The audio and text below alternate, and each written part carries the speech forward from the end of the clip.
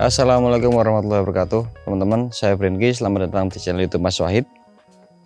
Hari ini saya ada mobil yang jarang sekali dipesan di BMI, makanya saya tertarik untuk mereviewnya. Siapa tahu konten ini akan bermanfaat teman-teman yang ingin mencari mobil tahun muda dan irit dan pajaknya murah, spare partnya banyak. Ini adalah Datsun Go Plus Panca 7-seater, kemudian ini tahun 2016 dan ini adalah manual transmission. Harga barunya dulu 120 jutaan. Kali ini tahun ini 2023 mobil ini sekarang harganya sudah antara 65 sampai 75 jutaan. Itu sangat menarik karena kabar baiknya adalah mobil ini berkapasitas mesin 1200 cc, 1100 sekian yang dibulatkan menjadi 1200, dan konsumsi BBM-nya jika tidak terlalu crowded dia bisa di angka 1/23 km. Jadi 1 liter bisa dipakai buat 23 km. Itu udah kayak motor, teman-teman. Itu sangat irit. Ketika ada pesanan ini saya sangat terinspirasi untuk menguliknya. Kenapa? Karena kebetulan keponakan saya yang di Tegal itu sekolahnya jauh dari, kalau teman-teman tahu Selawi bagian selatan, yaitu Pager Barang. Udah mepet dengan Brebes memang sih, cuman juga udah mepet dengan Guci. Lah, sekolahnya ke Brebes kota, jadi sangat jauh dan itu harus berangkat, antar, pulang, jemput, pulang lagi. Dan ada 3 keponakan, jadi dengan jarak yang berbeda-beda memang memakai mobil ini. Ternyata menarik memang, ini konsumsi BBM-nya sangat irit karena kebanyakan kan mobil kan 1/15 atau bisa di atas itu, mendekati 1/20 itu adalah hybrid, dimana mobil hybrid kali ini harganya sangat mahal, teman-teman. Ini pajaknya juga murah, pajaknya masih di bawah 2 juta, antara 1.600.000 sampai 1.800.000 barangkali.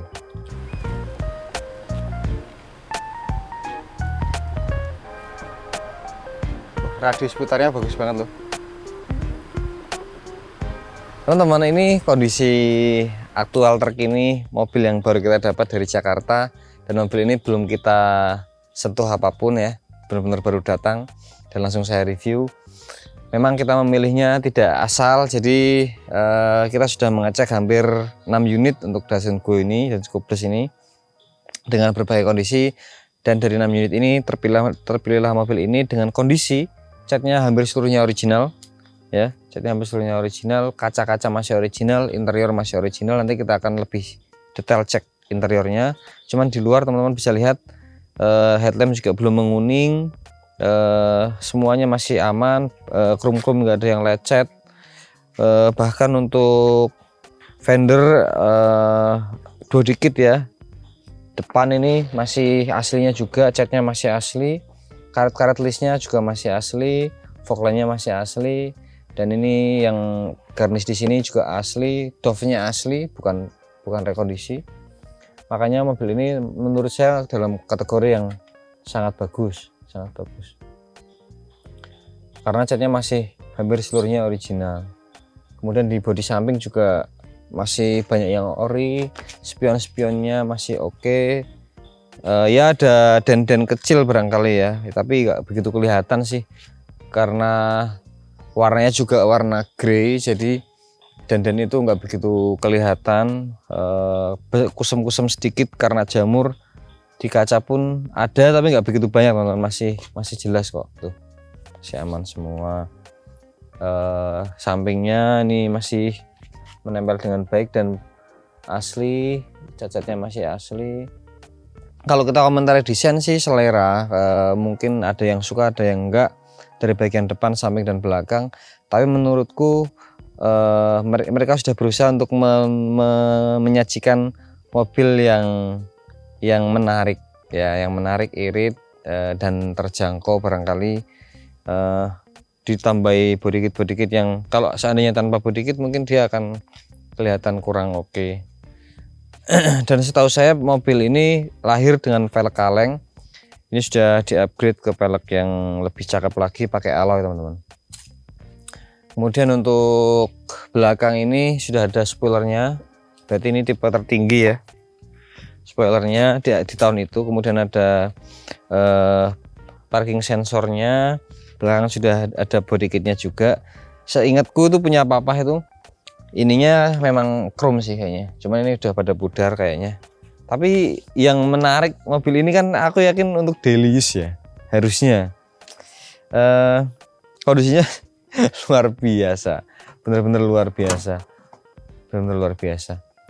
Dan Datsun menyarankan untuk memakai BBM yang RON-nya paling nggak 92. Jadi mobil ini barangkali kalau pakai Pertalite kurang. Cuman saya belum mempelajari kompresinya berapa.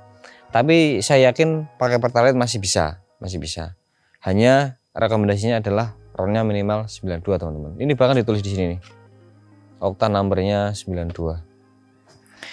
Teman-teman, ini adalah ruangan mesinnya dan saya ini pertama kali membuka kap mesin Datsun, belum pernah sebelumnya. Sangat simpel ya, sangat ringkes sekali.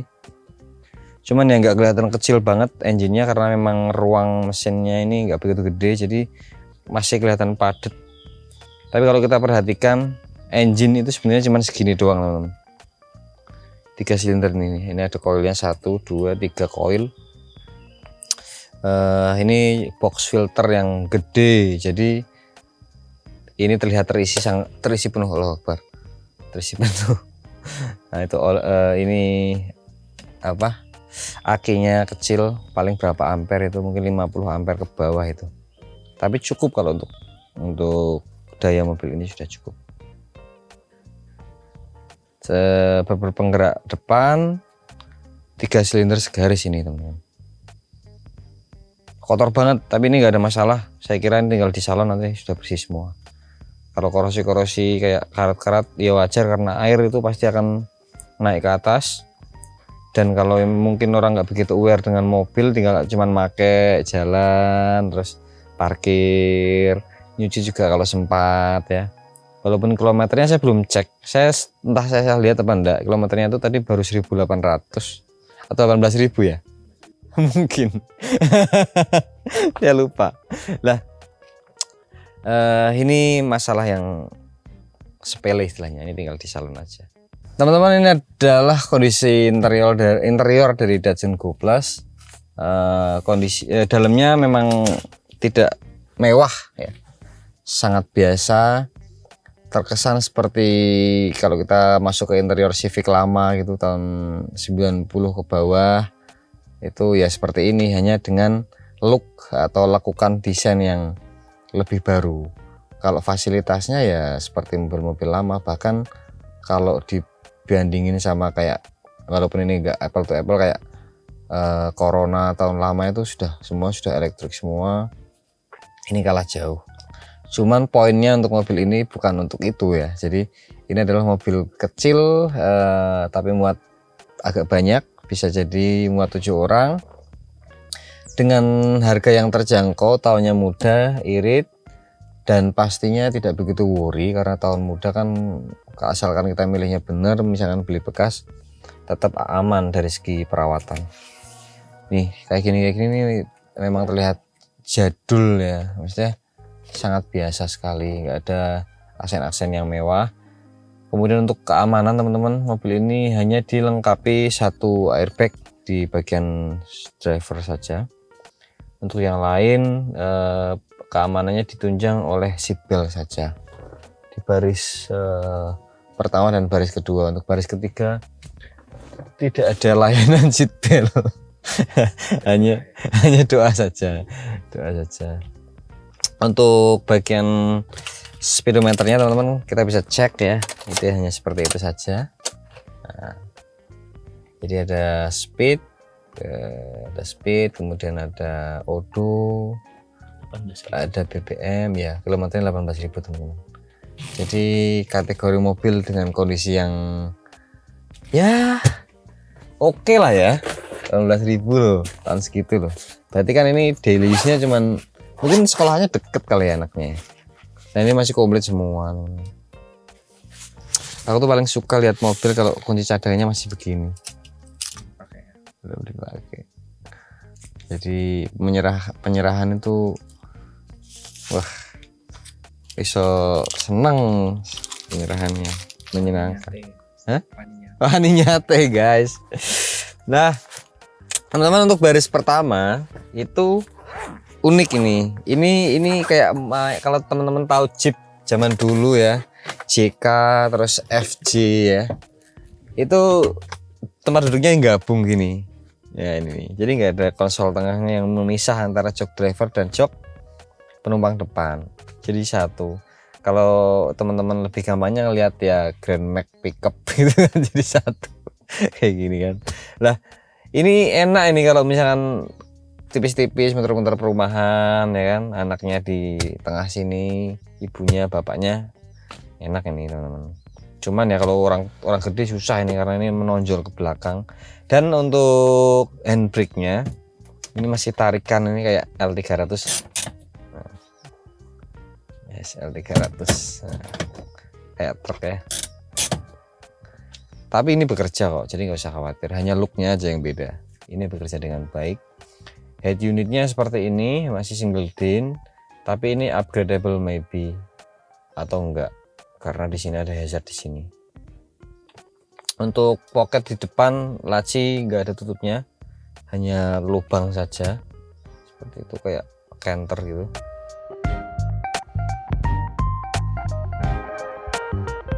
Teman-teman, ini masih single blower, tapi saya sebenarnya pengen menanyakan ke teman-teman. Teman-teman bisa sampaikan di komentar.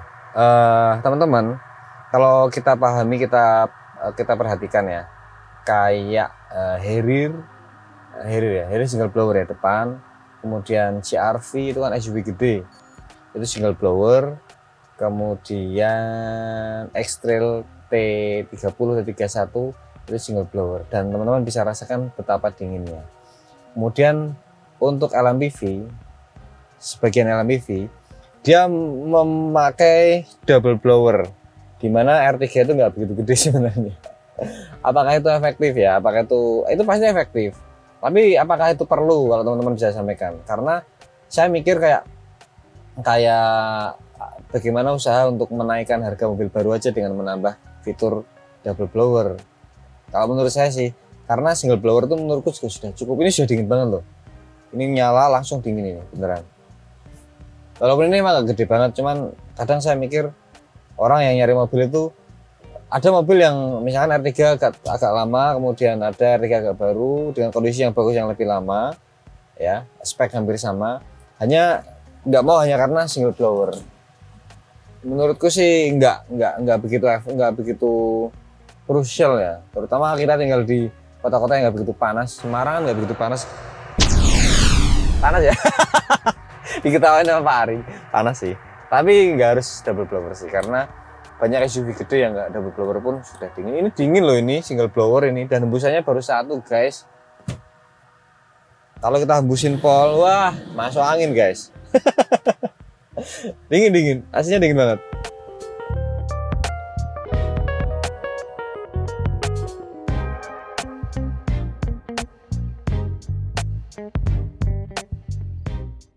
Baik teman-teman, mari kita coba jalan ya, kita rasakan bagaimana rasa mengemudinya, terus suspensinya dan lain-lain.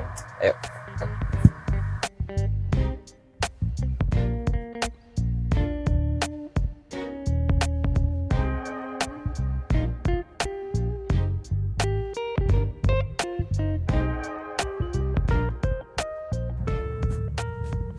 Suspensi aman sih, masih enak kok.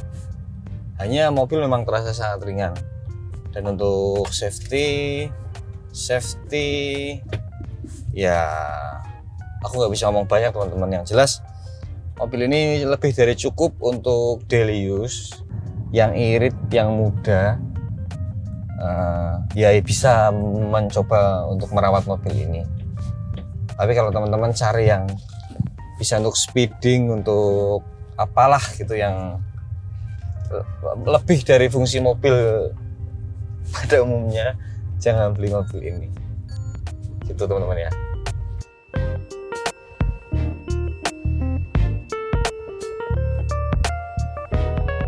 Kekurangan atau pertimbangan apa yang harus kita perhatikan sebelum membeli mobil ini adalah, yang pertama menurut saya harga harga mobil ini mungkin akan tidak stabil karena beberapa orang sudah memilih mobil yang premium ya. Nah yang kedua, mobil ini tidak begitu fun to drive, kemudian masih terasa sangat ringan.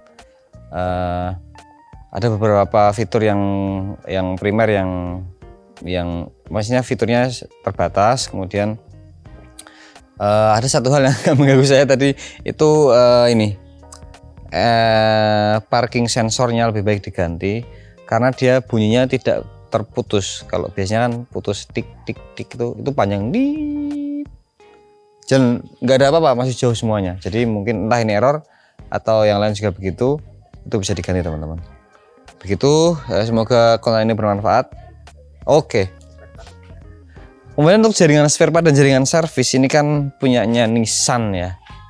Jadi saya pikir nggak begitu khawatir, dan karena populasinya banyak pastinya spare part juga sangat melimpah. Gitu teman-teman, sekian. Semoga konten ini bermanfaat. Sampai ketemu di vlog selanjutnya. Assalamualaikum warahmatullahi wabarakatuh.